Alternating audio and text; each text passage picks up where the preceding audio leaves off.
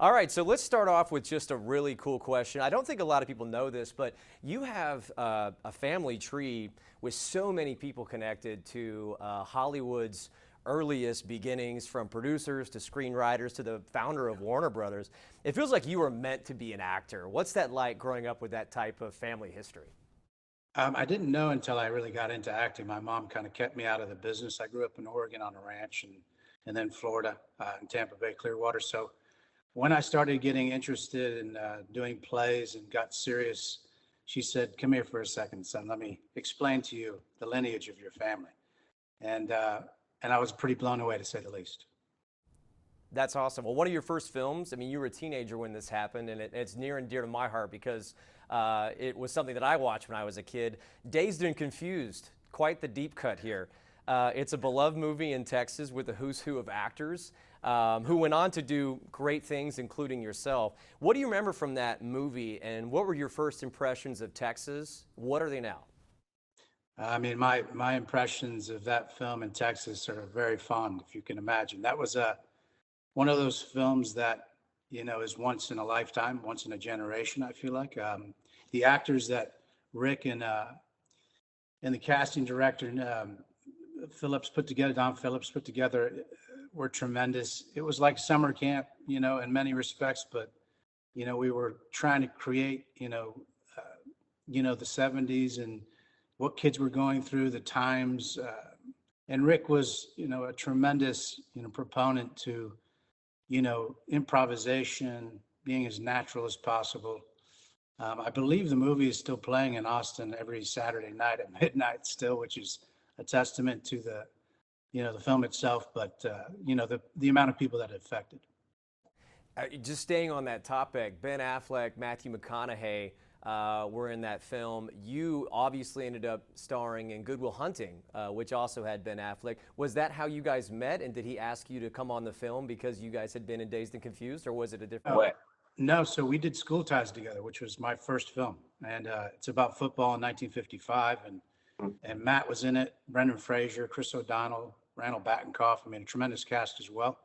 Um, and they ended up moving from Boston out to LA. And when I was being cast for that, Ben was actually out in LA living with me. And Oh, so, really? yeah, we were young kids, 16, 17 years old. So, and then Maddie came out, and he ended up staying with us. And, it just, we were so close at that time.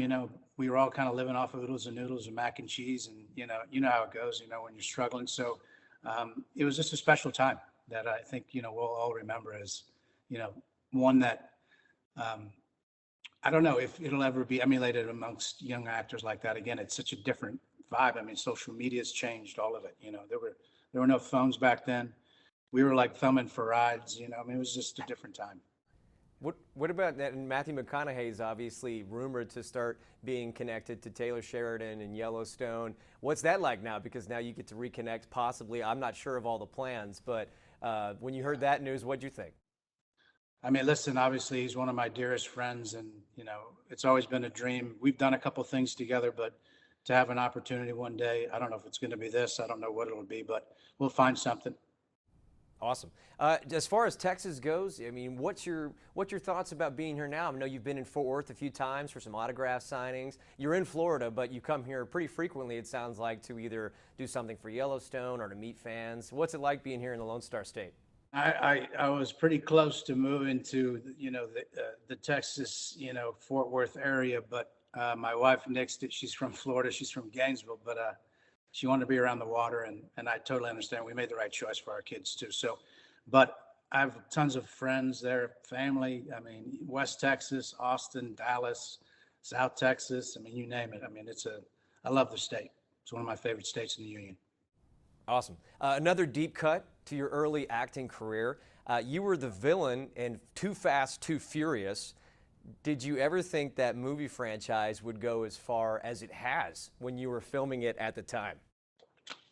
Yeah, I mean, I'm certain that that movie, after the first one and then doing the second one, it was unbelievable, the amount of people that were flocking to the theaters to see it. So it's not surprising that it's had the success that it's had. I didn't think it would go 10, but Shit, it might go 20. Who knows? I mean, it's just a matter of whether Vin and Neil Moritz and the people that have been there since the beginning of time want to keep doing it.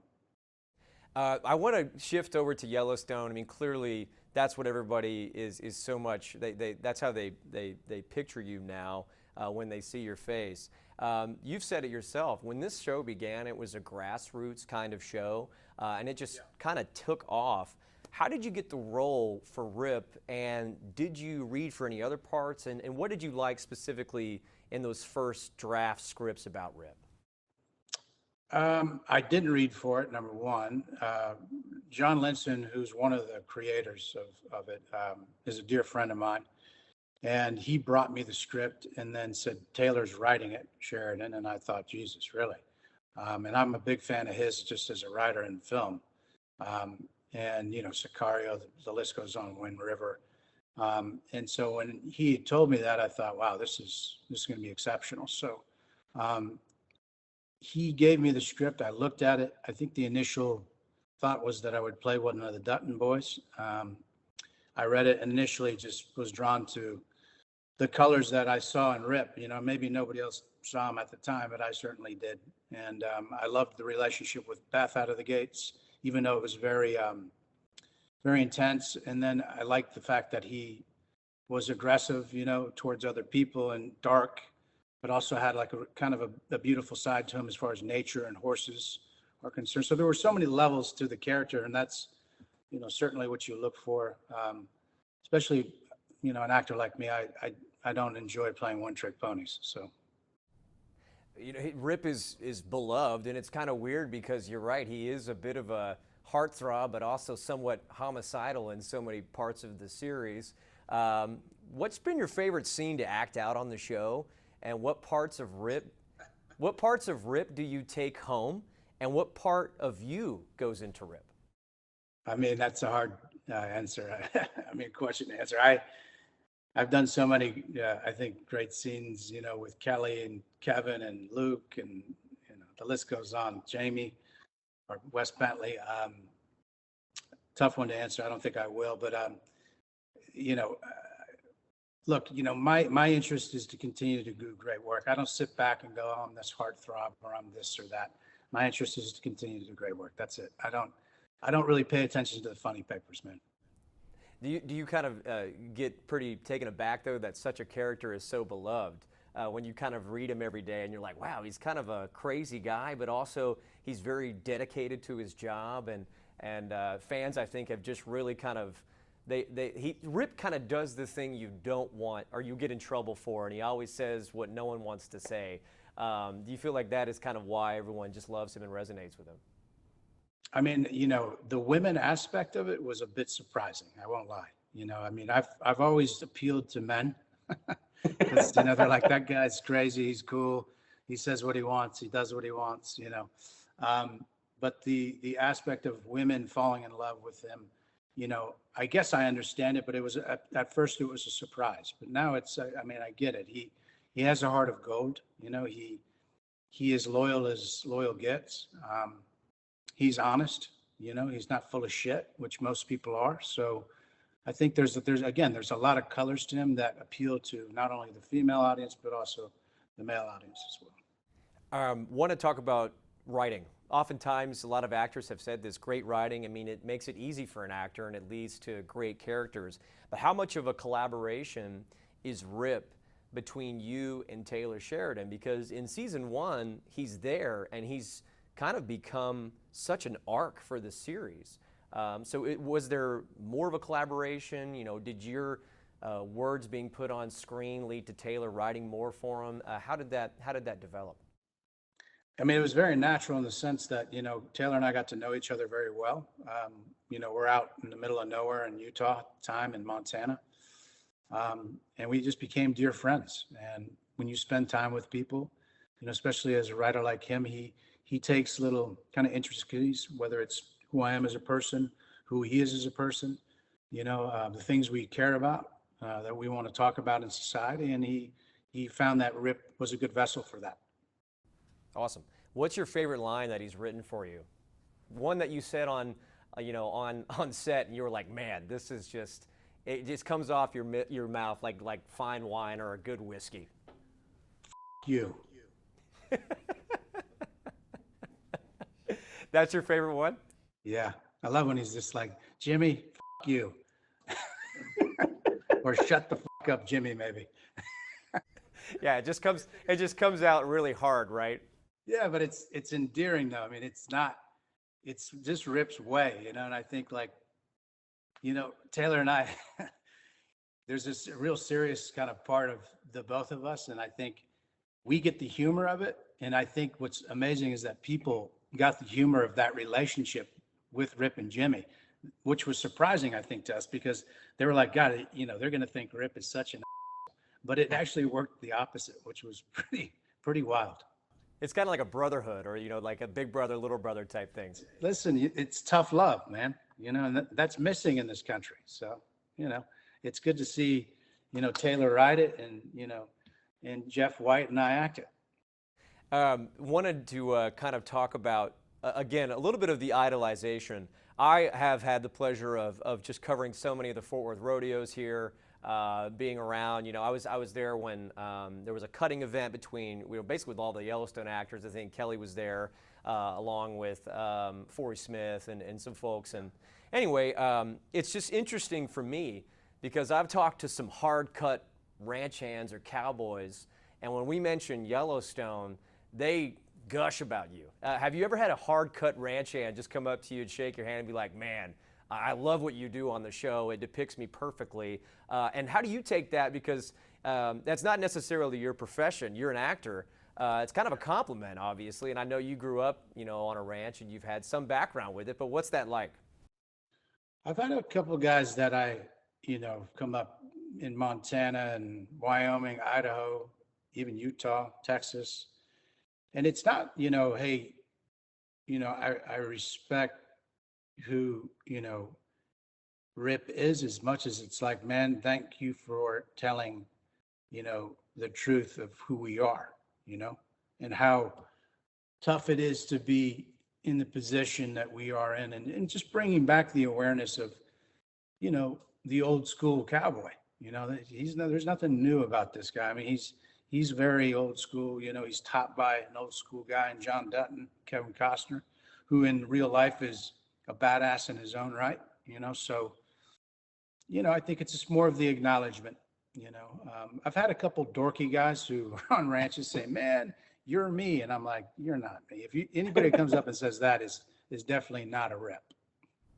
I do want to ask about your career now, because are you turning down roles? Because I hate the phrase working actor, but some people have described you as that. I think it's just awesome that you've been in this industry, having this awesome stardom overnight. And a lot of that, people found the show through COVID. You say overnight? Well, hey, it seems like everybody knows who you are on the street now. And what's your career like now? Are you turning down roles, or are you kind of picky about what you want to do? Because it seems like you're at a crossroads where you can do what you want here.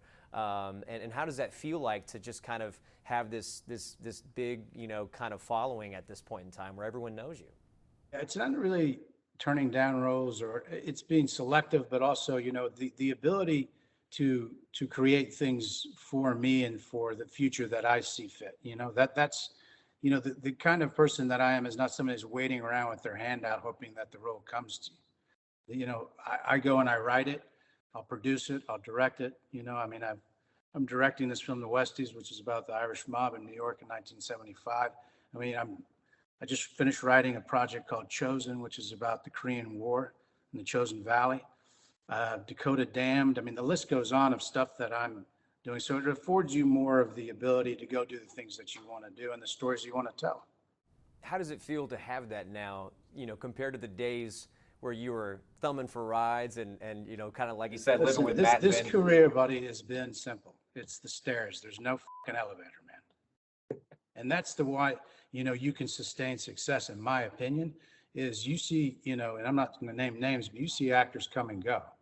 But there's a sustainability to people that have actually taken the stairs.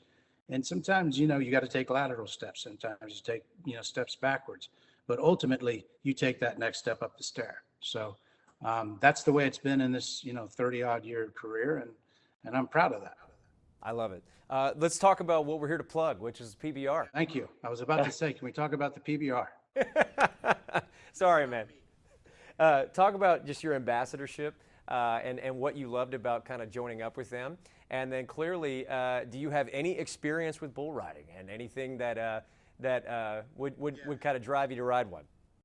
So I'm a big fan, number one, of the PBR. I have been since I was probably in my teens. I used to go down to Anaheim, up into Central California and Sacramento as a kid and watch bull riding.